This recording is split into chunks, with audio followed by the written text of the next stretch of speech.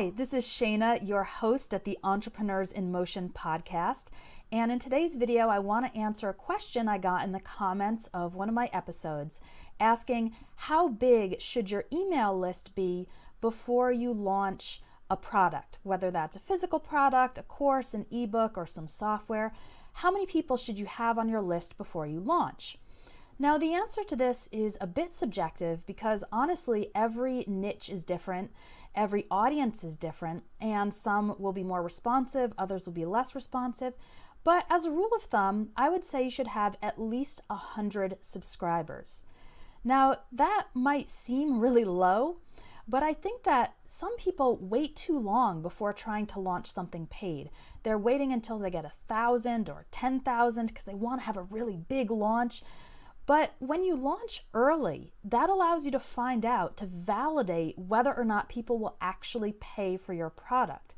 So if you launch to 100 people and there are just crickets, then aren't you glad you didn't spend 6 more months and wait until you had over 1,000 people? It would have been a waste of time. Now, I think really the key to an email list is quality, not quantity. So if you have 100 people who are really engaged with you, that's going to perform better than a list of 10,000 people who only sort of care or who forgot they even signed up and they're just going to not even read your email or unsubscribe.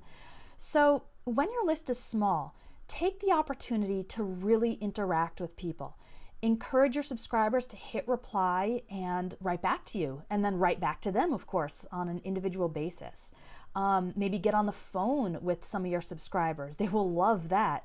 Take the opportunity when your list is small to do some things that don't scale, but that really build engagement, okay? Because it becomes impossible once your list gets up past 10, 20, 50,000.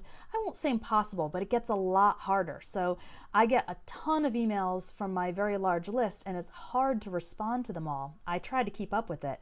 But if you've got a small list and you've been engaging with them regularly, not only will they be more likely to buy, but hopefully you'll also launch something that is truly in line with what your subscribers want and need, not just something you think would be cool, because maybe nobody will buy it. So launch something when you've got at least 100 subscribers who you've been engaging with regularly. I've actually seen people with lists of under 300 outperform me with my list of over 50,000. Now, it's a targeting issue too, because this person's list, who I'm thinking about, was very targeted towards a particular profession, and his course was on continuing education in that profession. So anyone who signed up was really motivated to invest in that course. Whereas my list, I teach English as a second language, just naturally by the niche, it's gonna attract a lot of people who are just looking for free stuff.